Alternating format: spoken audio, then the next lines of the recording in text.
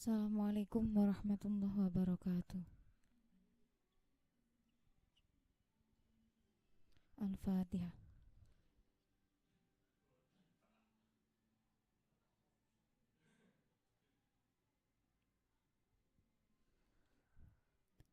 Untuk hari ini kita akan melanjutkan tentang mabadi fikih yang kemarin, di mana hari ini kita memasuki juz 3. Jadi yang kemarin terakhir juz sani, sekarang juz salis.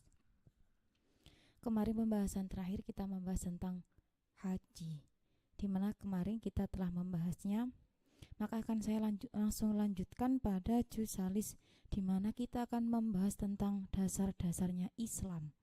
Sebenarnya itu hampir sama dengan juz pertama, yang mana menerangkan tentang hukum-hukum Islam, hukum-hukum yang ada di Islam itu apa saja. Ini hampir sama.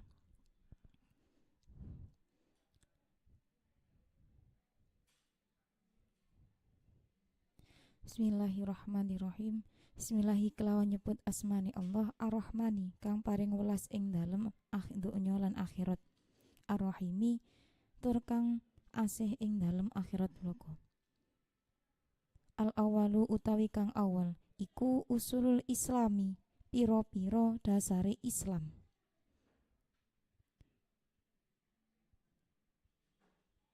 Al-islamu utawi kang aran Islam iku huwa hiya Islam iku al-inqiyadu manut lima maring perkara jaa kang teka apa ma bihi kelawan ma sapa an-nabiyyu Nabi Muhammad sallallahu alaihi wasallam. Sholah muga paring tambahi rahmat ta'zim sinten Allah alaihi ing atase Nabi Muhammad sallallahu alaihi wasallam wa alihi lan ing atase keluargane Nabi Muhammad wassalama lan muga paring keselamatan sinten Allah bittiba'il awamiri kelawan manut pira-pira perintah wajtina bin nawahi lan ngedoi pira-pira larangan. Jadi untuk di juz salis kita itu membahas tentang dasar-dasarnya Islam. Dasar Islam yang dimaksud di sini itu tuh hukum-hukum pengambilan di Islam. Jadi Islam itu memiliki banyak hukum. Makanya dari kemarin saya katakan apa yang saya sampaikan itu tidak harus menjadi pegangan, karena di sini tuh bukannya saya ingin mendoktrin kalian untuk mengikuti hukum yang saya sampaikan, bukan ya, karena hukum Islam tuh ada banyak. Jadi kita berhak untuk mengiktikoti, berhak untuk meyakini hukum Islam tuh banyak. Jadi kita tuh di sini membahas dasar-dasarnya Islam, hukum Islam. Jadi pengambilan sesuatu yang dihukumi halal, haram, boleh, itu tuh dari 4 sumber di Islam. Saya rasa untuk kalian semua sudah familiar. Yang pertama itu diambil dari Al-Quran, hadis, ijma', baru yang terakhir qiyas. Jadi 4 ini yang menjadi dasarnya hukum Islam itu. Jadi pengambilan semua hukum yang ada di Islam itu berdasarkan dari 4 item ini. Al-Quran, hadis, kemudian ijma', baru qiyas. Terus kalau 4 hukum ini kita mengambil hukumnya bagaimana? Apa harus kesemuanya harus diambil, atau kalau di sini enggak ada, di sini baru ke bawahnya. Jadi ikut urutan. Yang pertama, acuan hukum kita adalah Al-Quran. Kalau di Al-Quran nanti diterangkan tidak secara detail hingga menjabar, maka kita turun ke hadis. Jadi hadis, setelah itu kalau hadis kita masih masih ada yang belum detail, baru turun lagi ke ijma', kesepakatan ulama. Baru setelah itu kalau di mana dulu tuh nggak ada, maka dikiaskan pada perkara yang dulunya pernah ada. Itu dikiaskan secara ilat hukumnya, itu nanti dikias gitu. Sebelum saya lanjutkan ke hukum-hukumnya, hukum dasar-dasar hukum Islam, di sini dibahas terlebih dahulu Islam. Islam itu apa? Al-Islamu huwa al-inqiyatu lima ja'a bihi an-nabiyyu sallallahu alaihi wasallam bittiba'il awamiri wajtina bin nawahi. Itu yang dinamakan Islam. Islam itu apa? Definisi Islam. Biasanya orang tuh mengatakan, apa maksudnya ini Islam? Iyalah Islam. Kadang sering tuh ada orang yang bilang kayak gitu. Emang Islam tuh apa? Kalau kita balik, emang Islam tuh apa? Islam yang dimaksud di sini, kita itu meyakini perkara yang datang yang dibawa oleh Nabi Muhammad. Dengan cara bagaimana kita meyakini, mempercayai? Dengan cara kita mengikuti perintahnya dan menjauhi larangannya. Itu namanya yakin. Yakin tuh gak cuma di lisan ya, hati, pikiran sama lisan kita gak kontras. kita satu pro. Jadi lisan, pikiran sama hati kamu tuh sama. Itu namanya kamu yakin. Kalau kamu yakin dengan sesuatu, pasti kamu mengikuti alur itu. Contoh ringan yang sering dialami. Misal tuh, review skincare, storytelling. Itu tuh yang kita lihat di kreator. Belum tentu dia yang review skincare, review produk yang kita lihat, mereka tuh pakai ya. Belum tentu. Kadang mereka tuh cuma pakai storytelling, tapi mereka mampu meyakinkan kita untuk mempercayai apa yang mereka katakan.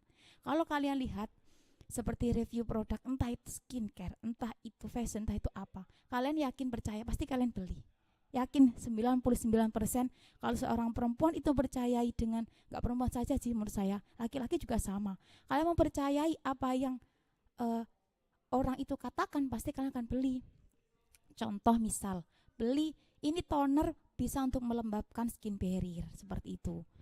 Dia pakai storytelling, biasanya kreator itu pakai storytelling, cara pemakaiannya, nanti efek 1 minggu setelah pemakaian apa, 2 minggu setelahnya tuh apa, kemudian nanti efek setelah work it atau enggak work itnya di kita 4 minggu tuh gimana. Pasti itu akan membuat kalian tuh berpikir, oh iya masuk akal, ini kayak gini ini tuh. Kalian yakin percaya pasti beli menggunakan. Itu yang dinamakan yakin gitu loh. Jadi kalau dikatakan dalam Islam sama kayak gitu. Kalau kita meyakini berarti kita tuh mempercayai,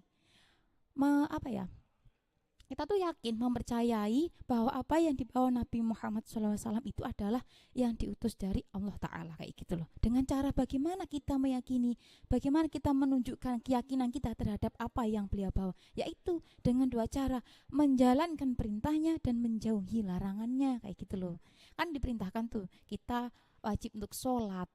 Nanti kalau orang yang beribadah tuh pasti ada pahalanya. Pahala tuh nanti di surga, di sini tempatnya, akan mendapatkan pahala begini. Itu kita percaya dengan adanya itu, maka kita akan melakukan apa yang diperintahkan, sholat, beribadah yang lain, kayak gitu. Terus menjauhi larangannya. Barang siapa yang mencuri, maka dia akan dipotong tangannya. Mengulangi kembali, tangan kanan pertama tuh ya. Baru nanti kalau dia mengulangi, dia dipotong kaki kirinya, selang-seling, mengulangi lagi baru tangan kirinya, baru nanti kaki kanan, kayak gitu. Itu kita mempercayai hal tersebut, maka kita akan menjauhi perbuatan gosok atau mencuri, kayak gitu loh. Kalau kita yakin. Cuma bedanya tuh kayak gini, ini imbalan yang kita dapatkan nanti di saat sudah di akhirat meninggal, bukan sekarang gitu loh. Kalau sudah meninggal kayak gitu loh. Jadi kadang tuh kendalanya di situ. Ya sifat pada umumnya manusia tuh kayak mencari yang instan, kayak gitu loh. Jadi ketika ada yang bilang percaya tapi kalian tak menjalankan perintah dan menjauhi larangannya, bisa nggak itu dikatakan percaya gitu. Jadi kalau saya ya, untuk mencerna pemahaman mempercayai, meyakini, saya kembalikan lagi kayak gitu. Kita lihat review produk kayak gitu, konten kreator. Itu tuh storytelling mereka, kita tuh yakin, wah ini worth it nih, ini bisa tuh mengobati jerawat, bisa nih untuk brightening, bisa ini kayak gini. Kita mengikuti tuh storytellingnya. Setelah kita mengikuti semuanya, kita tuh yakin bahwa yang dia review tuh benar-benar nyata, kayak gitu loh. Padahal sebenarnya tuh nggak semuanya kayak gitu, nggak. Ada mereka tuh bukan berarti emang bener-bener ada yang memakai, dan ada bener-bener mereka tuh nggak memakai tapi mereka tuh paham alur pemakaiannya, kayak gitu loh. Jadi kalau kita yang percaya itu kayak gitu, pasti kalau kalian percaya dengan review seperti itu, pasti kalian beli dan pakai kan, kayak gitu. Sama kayak kita, kalau kita tuh meyakini, berarti kita akan menjalani, kayak gitu. Sama kayak gitu. Kalau saya lebih mudahnya itu saya aplikasikan untuk ke diri saya itu, ketika kita lihat review produk, kalau kita percaya sama produk itu, pasti kita akan beli terus mencoba, kayak gitu loh. Itu untuk